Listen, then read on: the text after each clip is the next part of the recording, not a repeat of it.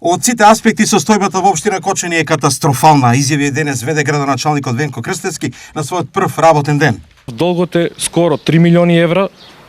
Најголем основ на долгот е по електрична енергија и ќе се заложам со регулирање на кадрската состојба во самото предпријатие да кренеме во решавање на долговите и да го направиме истото да биде функционално.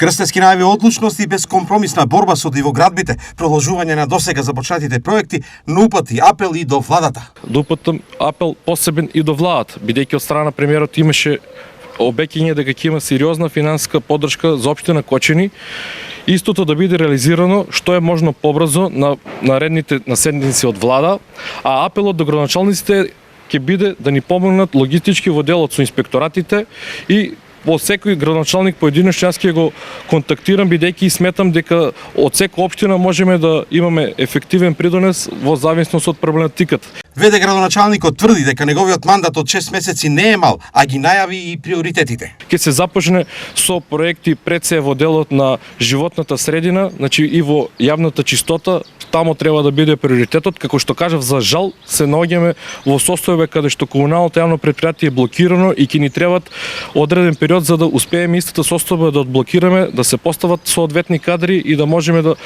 почнеме со ефективна работа. Дали ќе бидат подпишани налозите за плата, зошто досега се доцнеше и дали во прашање е нешто друго? Со жалење можам да констатирам дека многу луѓе бегаат одговорност и не беа спремни да се нафатат. Јас не се плашам од предизвикот и се нафатив свесно и одговорно да извршувам оваа работа.